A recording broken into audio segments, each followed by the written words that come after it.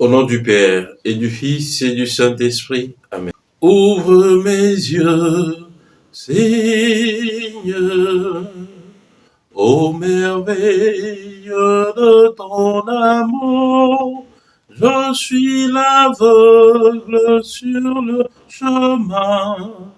Guéris-moi, je veux te voir. Évangile de Jésus-Christ selon saint Marc. En ce temps-là, tandis que Jésus sortait de Jéricho avec ses disciples et une foule nombreuse, le fils de Timée, Bartimée, un aveugle qui mendiait, était assis au bord du chemin. Quand il entendit que c'était Jésus de Nazareth, il se mit à crier, « Fils de David, prends pitié de moi. » Beaucoup de gens le rabrouaient pour le faire taire, mais il criait de plus belle, « Fils de David, prends pitié de moi. » Jésus s'arrête et dit, « Appelez-le. » On appelle donc l'aveugle et on lui dit, « Confiance, lève-toi. » Il t'appelle. L'aveugle jeta son manteau, bondit, courut vers Jésus. Prenant la parole, Jésus lui dit, « Que veux-tu que je fasse pour toi ?» L'aveugle lui dit, « Rabouni, que je retrouve la vue. » Et Jésus lui dit, « Va, ta foi t'a sauvé. » Aussitôt l'homme retrouva la vue, et il suivait Jésus sur le chemin. Acclamons la parole de Dieu, louange à toi Seigneur Jésus. Bien-aimé de Dieu, paix et joie à vous. La page évangélique que nous venons d'écouter est assez célèbre, celle de la guérison de l'aveugle sur le chemin de Jéricho. Et ici, saint Marc tient à préciser son nom, Bartimée, le fils de Timée. Ce nom ne nous est pas donné par Marc fortuitement, mais Marc voulait déjà faire comprendre que Jésus est le véritable Messie. Timée, Timéo signifiait déjà la gloire, d'où le nom Timothée aujourd'hui. Donc, Bartimée, le fils de la gloire, qui est au milieu du chemin, au bord du chemin, et qui mendiait. Pour nous dire déjà que cette gloire humaine n'est rien devant Dieu. Cette gloire, à l'image de ce monde, ne représente rien devant la gloire du Seigneur.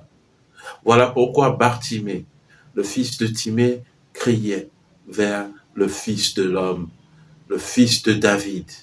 Et le titre Fils de David signifiait le Messie. Et c'est la première fois que ce titre a été employé dans l'évangile de saint Marc. Fils de David, prends pitié de moi. Et cela nous vient d'un aveugle. Le Fils de la gloire qui reconnaît que, le véritable Messie, c'est lui, Jésus, qui vient de passer. Et il crie de plus belle. Chers frères, chères sœurs, notre gloire véritable se trouve cachée en Dieu. C'est de lui que nous recevons notre gloire. Tel est le premier enseignement de cet évangile. Le deuxième enseignement, c'est l'attitude de ce mendiant. Il était aveugle, il était là au bord du chemin.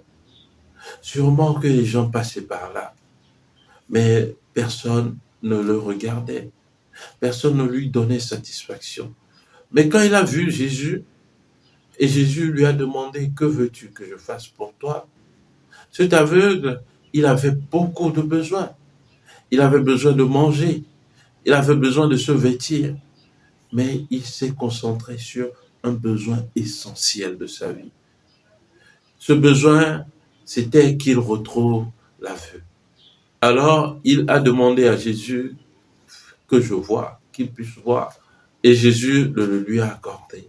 Chers frères, chères sœurs, bien souvent, nous aussi dans nos vies, nous avons de multiples besoins.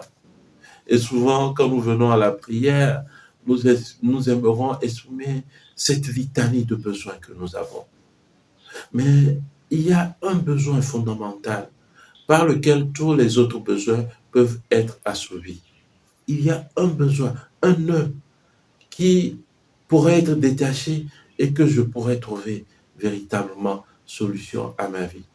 Alors, discernons et trouvons ce besoin essentiel de notre vie, comme cet aveugle de Jéricho. Trouvons ce besoin et soumettons-le au Seigneur, à qui rien n'est impossible. Il le fera sûrement pour nous. Le troisième enseignement de cet évangile, c'est l'attitude de la foule. Cette foule était là, premièrement, à rabrouer l'aveugle au bord du chemin. Mais c'est cette foule, même foule, qui vient lui dire, quand Jésus l'a appelé, confiance, lève-toi, il t'appelle. Chers frères, chères sœurs, cela montre déjà ce qui attendait Jésus lui-même. Cette même foule qui est là à t'acclamer, ce sera la même foule sur ce chemin de Jéricho à Jérusalem, puisqu'il allait entrer en Jérusalem. Ce sera cette même foule qui va demander à que on puisse crucifier Jésus. Par contre, pour l'aveugle, cette même foule qui l'a rabroué, c'est cette même foule qui l'a aidé à aller à Jésus lorsqu'il l'appelait.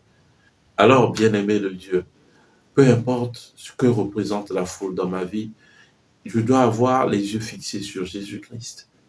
Ne pas perdre de vue l'appel qui m'est tendu. Et c'est ce qu'a fait Bartimée. Il a bondi, comme dit l'Évangile, et a laissé son manteau. C'est encore là le quatrième enseignement. Jésus nous appelle à sa suite. Qu'est-ce que nous laissons derrière nous? Cet aveugle, il n'avait que ce manteau pour se protéger contre le froid. Il a laissé ce manteau pour suivre Jésus. Alors nous, en tant que chrétiens, qu'est-ce que nous laissons derrière nous pour suivre le Christ? Cet aveugle, il a laissé sa richesse qui était ce manteau, contrairement au jeune homme de l'Évangile, lui qui avait de grands biens et qui ne voulait pas se séparer de ses biens. Cet aveugle avait compris que le plus grand bien était Jésus-Christ. Il avait laissé son manteau pour suivre Jésus. Alors, chers frères, chères sœurs, cette belle page évangélique nous donne de méditer tellement sur notre vie de foi. Comment est-ce que nous nous engageons à la suite du Christ? Qu'est-ce que nous faisons avec le Christ? Qu'est-ce qui représente une foule pour nous? Nous sommes des aveugles sur le chemin. Mais Jésus nous dit, moi je suis la lumière du monde. Celui qui croit en moi aura la lumière de la vie. Chers frères, chères sœurs, nous aimerons que cette lumière puisse nous éclairer tous les jours de notre vie. Alors accrochons-nous à Jésus au milieu de nos tempêtes. Il est celui qui va faire taire nos tempêtes. Au milieu de nos ténèbres, il est celui qui apportera sa lumière. Au milieu de notre aveuglement, il est celui qui nous fera voir véritablement. Que Dieu Tout-Puissant nous bénisse et qu'il nous accorde ses grâces. Amen. Prions le Seigneur. Nous t'en prions, Seigneur, accorde-nous de vivre dans un monde où les événements se déroulent selon ton dessein de paix et où ton Église connaisse la joie de te servir dans la sérénité. Par Jésus-Christ, ton Fils, notre Seigneur, qui vit et règne avec toi dans l'unité du Saint-Esprit, Dieu pour les siècles des siècles. Amen. Et que Dieu Tout-Puissant vous bénisse, le Père et le Fils et le Saint-Esprit. Amen. Excellente journée de prière et de travail. Que les bontés de Dieu vous accompagnent. Nous nous retrouvons ce soir à 21h30 GMT pour le deuxième jour de notre neuvaine au Sacré-Cœur de Jésus.